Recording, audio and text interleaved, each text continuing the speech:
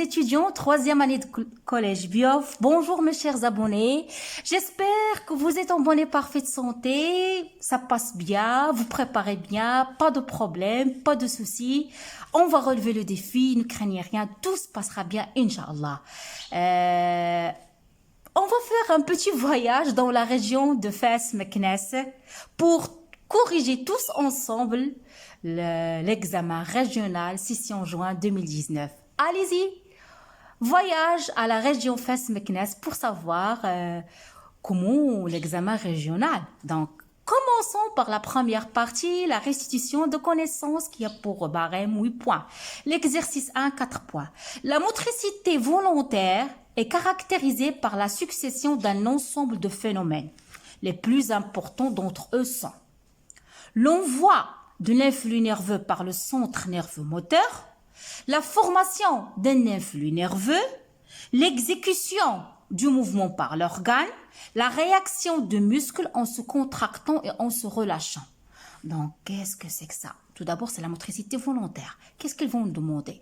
Classer ces phénomènes par ordre chronologique en utilisant uniquement les lettres A, B, C, D. Donc, sur votre feuille d'examen, vous allez faire petit 1, vous allez faire le classement.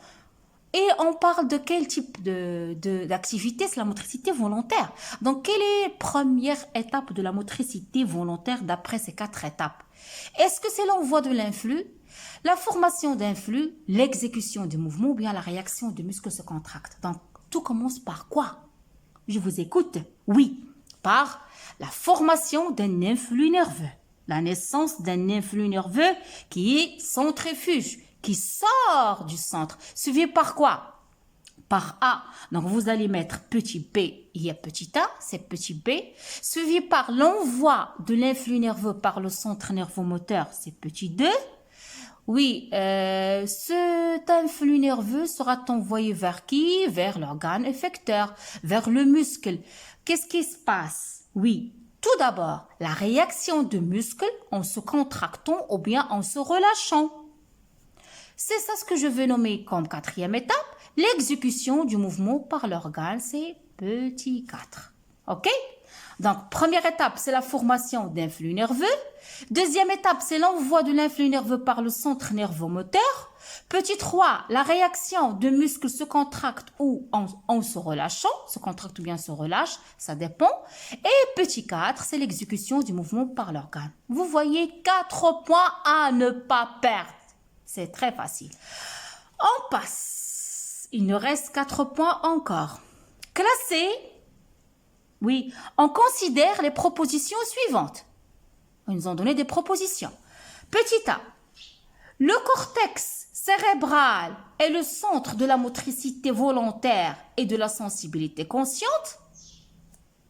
La déchirure musculaire est due au dépassement des limites de l'élasticité du muscle lors d'un fort effort musculaire.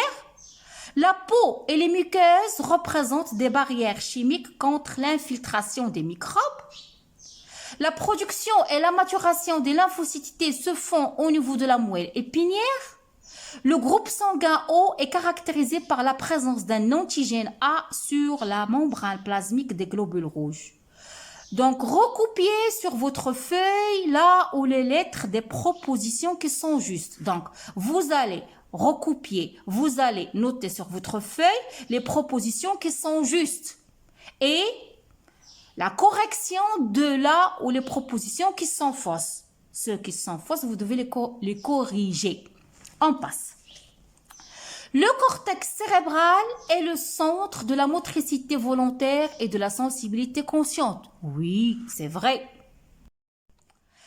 La déchirure musculaire est due au dépassement des limites de l'élasticité du muscle lors d'un effort musculaire. C'est vrai. La peau et les muqueuses représentent des barrières chimiques contre l'infiltration des microbes.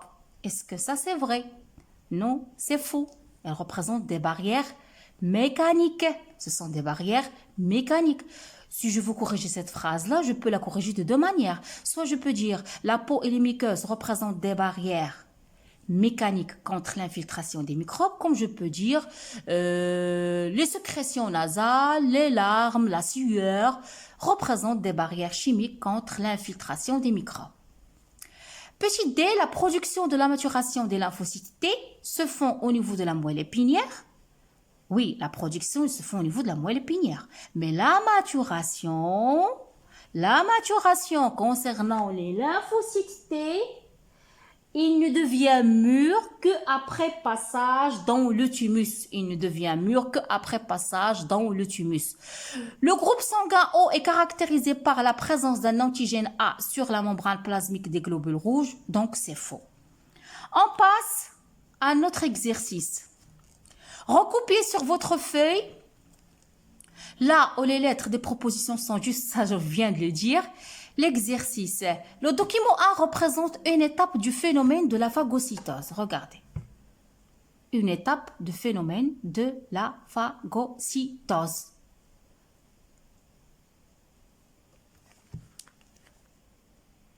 Ils nous en demandent, mes chers apprenants, mes chers étudiants, nommez l'étape illustrée dans le document A. Il s'agit de quelle étape? Nommez l'étape suivante. Nommez les cellules immunitaires intervenant dans ce phénomène. Donc, si vous voyez avec moi la photo, c'est quelle étape là? C'est quelle étape? Oh, il est encore là. Comme vous voyez, le microbe, il est englobé dans une phagosome. Donc, c'est quoi? C'est la phase d'ingestion. Il sera suivi par quoi? Parce que là, le microbe n'est pas encore dégradé. S'il a été dégradé, on va dire la phase de digestion. Mais vu qu'il n'a pas encore été dégradé par les enzymes digestives, c'est la phase d'ingestion. L'étape qui le suit, c'est la phase de digestion. Donc, je réponds, c'est la phase d'ingestion. L'étape suivante, c'est la phase de digestion. Les cellules immunitaires intervenant dans ce phénomène, ce sont les cellules phagocytaires, ce sont les phagocytes, ce sont, je peux les nommer, les macrophages polynucléaires. Donc, tous ces termes sont justes. Les macrophages, les phagocytes, les cellules phagocytaires, tout ça, c'est juste.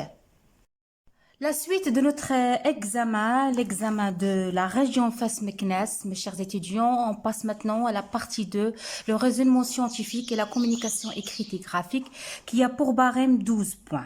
Donc, ils ont donné 2 exercices. Le premier exercice pour 6 points et le deuxième aussi il est pour 6 points. Donc, je vais commencer pour vous lire l'énoncé du premier exercice. Donc, lors de la préparation d'un repas, une personne a touché par coïncidence une plaque métallisée brûlante et l'a retirée rapidement sa main. Donc voilà les mots-clés, je commence à les souligner. Pour éviter la brûlure. C'est bien clair. Lors de la préparation d'un repas, une personne a touché par coïncidence une plaque métallisée brûlante et l'a retirée rapidement sa main pour éviter d'être brûlée. Le document 2 représente les organes intervenant dans cette réaction. Comme vous voyez, je vois l'image, elle est bien claire, donc je vais vous la rapprocher. Qu'est-ce que vous voyez? Les organes intervenant de cette réaction, ça nous donne une idée de l'activité nerveuse dans laquelle va parler l'exercice. Comme vous voyez, voilà la plaque brûlante, voilà, il a touché la plaque brûlante par sa main, par son doigt, le retrait rapide de la main, les muscles biceps, la coupe de la moelle épinière avec ses constituants, la racine dorsale, vous voyez la racine dorsale avec le ganglion spinal et la racine ventrale et les fibres nerveuses 1 et 2. C'est clair, le schéma. On passe aux questions. Donc voilà. La première question, mes chers étudiants, montrez à partir de ces données que le mouvement de retrait de la main est un mouvement involontaire. Oui, on doit montrer à partir des données du mouvement que c'est un mouvement involontaire. On va se baser sur l'énoncé de l'exercice, on va se baser sur la photo parce que ce sont des données qui vont nous montrer, il s'agit de quel mouvement. Il s'agit d'un mouvement involontaire. La première des choses, il a retiré rapidement sa main. Ça, c'est un mouvement rapide. Ça, c'est un mouvement volontaire. involontaire. Ça, c'est un réflexe. Deuxième des choses qu'ils ont donné, ils ont donné une coupe de la moelle épinière qui montre que le centre nerveux de ce mouvement involontaire, c'est la moelle épinière. Effectivement, ce sont les réflexes médulaires. Donc, la première question, un point, c'est bien réglé. 2. Déterminez en justifiant votre réponse la nature de l'influx nerveux transmis par la fibre nerveuse 1, cette fibre-là, qui passe par la racine dorsale, et la fibre nerveuse 2, qui est ici, qui passe par la racine ventrale. Donc, on va en justifier. Donc, lorsque le maman touche la plaque brûlante, je la retire rapidement. Donc, lorsque maman touche la plaque brûlante, l'excitant, c'est la plaque brûlante, il y a naissance d'un influx nerveux sensitif. Regardez, un influx nerveux sensitif qui sera transmis par quoi? Regardez, voilà. C'est ça la naissance, voilà. Ça.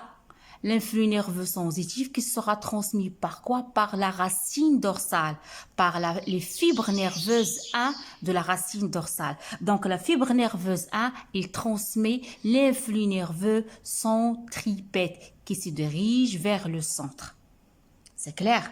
Donc, à travers la racine dorsale. La racine dorsale, elle est sensitive. On a déjà montré ça par des expériences. Donc, fibre nerveuse 1, c'est une fibre sensitive. L'influx nerveux sensitif, il arrive à la moelle épinière, elle va sortir, se forme de quoi? À travers la fibre nerveuse 2, se forme d'un flux nerveux moteur, vers l'organe effecteur, le muscle, pour que la main sera retirée. Donc, fibre nerveuse 1, c'est une fibre sensitive. Fibre nerveuse 2, c'est une fibre motrice. On passe à la troisième question. Quand l'influx nerveux arrive à la moelle épinière, de la moelle épinière au muscle, comme vous voyez, on observe que le biceps se contracte et le triceps se relâche. Donc, le biceps est de l'autre côté, le triceps. L'un se contracte et l'autre se relâche. Déterminez la propriété mise en évidence à travers cette observation. Propriété de muscle. On a étudié qu'il y en a deux. L'excitabilité. Donc, dans ce cas-là, c'est pas l'excitabilité. L'élasticité, dans ce cas-là, c'est pas l'élasticité. Donc, lorsque, suite à l'arrivée de l'influx nerveux moteur, quel est l'effet? C'est que le biceps, comme vous voyez, il se contracte. Donc, quelle est la propriété du muscle qu'on va parler ici? C'est la contractilité. C'est bien clair.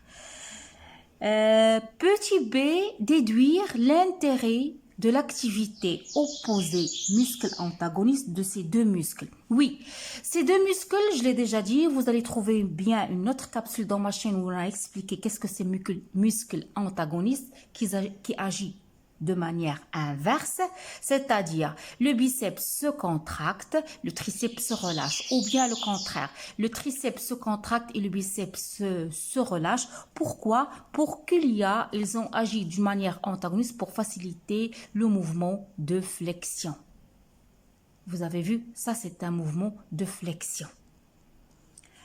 Petit 4. Représenter par un schéma les organes intervenant dans cette activité nerveuse en déterminant par une flèche le trajet de l'influx nerveux en utilisant les termes suivants. Ils ont facilité la tâche pour vous. Fibre motrice, la peau, muscle de la main, excitant, la moelle épinière, fibre sensitive. Donc, qu'est-ce que je veux commencer par quoi? Par l'excitant. Donc, l'excitant, c'est quoi ici? C'est la plaque brûlante, ok? Au niveau de la plaque brûlante, ça représente l'excitant, ça représente le stimulant. Donc, ça va stimuler les récepteurs sensoriels, les corpuscules de Pacini qui se trouvent au niveau de la peau. Il y aura, donc j'ai utilisé la peau. Donc, premier schéma, l'excitant, flèche, la peau. Au niveau de la peau, il y aura naissance d'un influx nerveux sensitif qui sera transmis par les fibres sensitives de la racine dorsale, vers quoi? Vers la moelle épinière qui représente le centre nerveux des réflexes médulaires. De la moelle épinière, ça sort l'influx nerveux centrifuge moteur qui sera transmis par les fibres motrices de la racine ventrale vers les muscles de la main qui représentent l'organe effecteur. Chers étudiants, les éléments de réponse pour ceux qui ont des problèmes de rédiger des phrases. La première question, ce qui indique que c'est un mouvement involontaire, c'est la rapidité, un mouvement rapide, et le centre nerveux, c'est la moelle épinière. Ils ont montré la coupe de la moelle épinière. Quel est le rôle de fibre nerveuse A? Donc, il transmet l'influx nerveux sensitif, la justification, car il le transmet à travers la racine dorsale et il est dû à l'excitation de la peau, l'organe sensoriel. C'est-à-dire, au niveau de la peau, on a des récepteurs sensoriels qui seront excités. Il y aura naissance d'un influx nerveux sensitif qui sera transmis par les fibres nerveuses de la racine dorsale vers la moelle épinière. La fibre 2, il transmet l'influx nerveux moteur à travers la racine ventrale. Cet influx nerveux moteur centrifuge, il se dirige du centre nerveux qui est la moelle épinière vers l'organe effecteur, ce sont les muscles de la main. Ok? Donc, la propriété qui montre, c'est la contractilité. Pourquoi les deux muscles, le triceps et le biceps, ils agissent de manière inverse, de manière antagoniste, pour faciliter la flexion de la main. Ok? Donc, voilà la photo qui montre. Je vais vous régler la photo. Attendez une minute. Donc, voilà le schéma qui montre. Je l'ai déjà dit durant mes capsules qui représentent les résumés qu'il faut, vous devez connaître les schémas qui montrent les éléments qui intervenant dans la motricité volontaire, dans la sensibilité consciente et dans les réflexes. On commence par l'excitant. On commence par la peau. La peau, c'est quoi? N'oubliez pas s'il vous plaît l'organe. Le rôle, ça c'est l'organe sensoriel. Contient des récepteurs sensoriels. Et si sur la flèche, vous devez noter l'influx nerveux sensitif, vous devez le noter, qui sera transmis par les fibres sensitives de la racine dorsale vers la moelle épinière. Ici, vous devez rajouter conducteur sensitif. La moelle épinière, c'est le centre nerveux des réflexes. De la moelle épinière, il y aura transformation de l'influx nerveux sensitif en influx nerveux moteur, qui sera transmis par les fibres motrices qui jouent ici le rôle de conducteur vers le muscle de la main. Quel est le rôle du muscle de la main? Ce sont des organes effecteurs. Donc, à ne pas rater ce schéma-là, ne pas rater le point concernant ce genre de questions-là. On passe maintenant à l'exercice 2. L'exercice 2, il parle de la maladie de choléra. La maladie de choléra, mes chers étudiants, c'est une maladie dangereuse qui est due à une bactérie appelée le bacille Vibrio cholerae. Pour savoir comment le corps réagit contre ces bacilles, on veut savoir quel type d'immunité, les expériences illustrées dans le tableau ci-dessous ont été réalisées sur 3 groupes de poules. Maintenant, on travaille sur le poule. On a laissé les cobayes qui ont les mêmes propriétés. Le groupe A. On a injecté au premier groupe de poules les bacilles cholériques, c'est-à-dire les bacilles qui provoquent la maladie de choléra. On a vu la mort des poules. Pour le groupe B, injection d'un sérum. Le sérum, voilà un mot-clé. Ça va vous donner une idée. Le sérum, extrait de poules immunisées contre le choléra, c'est-à-dire des poules qui ont été atteintes de la choléra, elles ont été immunisées, on extrait de leur corps un sérum, puis on injecte des bacilles cholériques au groupe des poules B. La survie des poules. Groupe C, on a injecté un sérum extrait de poules immunisées contre le tétanos, pas le choléra, puis injection des bacilles cholériques. Qu'est-ce qu'on observe? La mort des poules. En utilisant les données du tableau, expliquez les résultats obtenus pour le groupe A, pour le groupe B, pour le groupe C. Donc, on va analyser et on va présenter une explication. Qu'est-ce que j'observe? Pour le groupe A, l'injection des bacilles cholériques conduit à la mort des poules. Pourquoi? On doit expliquer. Parce que les bacilles coloriques, ce sont des antigènes mortels qui ont provoqué la mort des poules et le corps des poules, ou bien les poules, leurs corps ne sont pas immunisés. Ils ne sont pas immunisés contre les bacilles coloriques. Ok? Ils ne sont pas immunisés. De ce fait, ils vont mourir. Groupe B.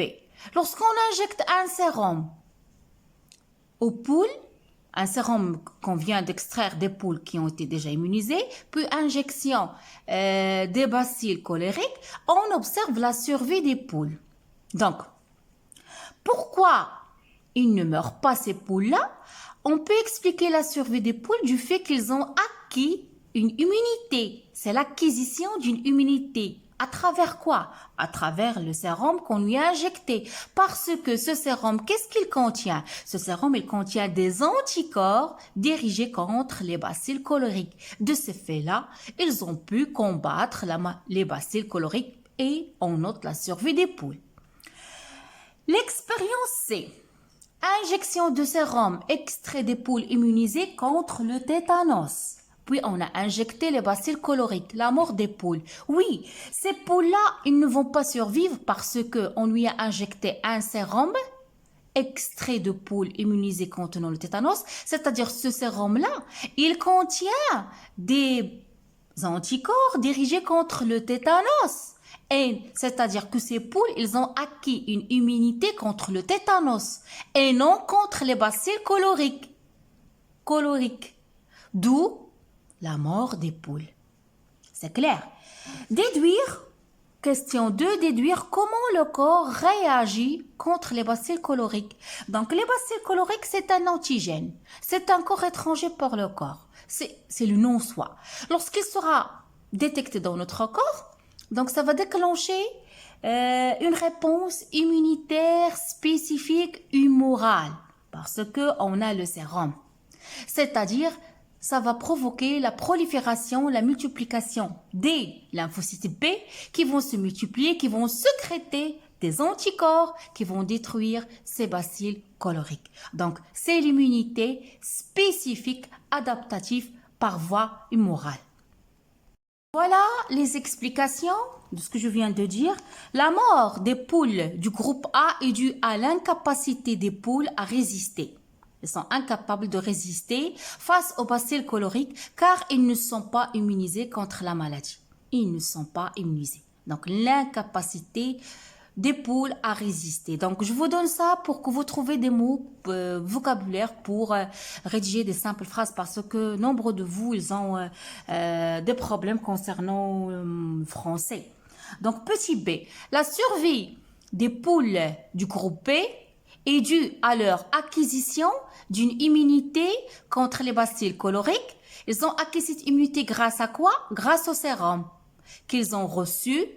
Ce sérum, contient des anticorps antibacilles coloriques. Un point, c'est facile. C. La mort des poules du groupe C est due à l'incapacité des poules à résister face aux bacilles coloriques, malgré le sérum reçu. Pourquoi? Car ce dernier, il contient des anticorps antitétaniques, contient des anticorps contre le tétanos et non contre le choléra et non antibacilles coloriques, d'où l'effet, ils vont mourir.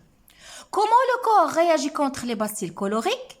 Par la production d'anticorps spécifiques contre ces bacilles. Donc, on parle d'une immunité spécifique à médiation humorale. Ok? Donc, mon examen touche à sa fin. J'espère que vous avez bien compris, que vous n'aurez pas de problème. Je vous donne rendez-vous à une autre capsule, à notre examen régional. Si vous en avez des problèmes, vous pouvez me contacter en privé ou bien en mon groupe de WhatsApp. Je vous adore. Bossez bien. À la prochaine.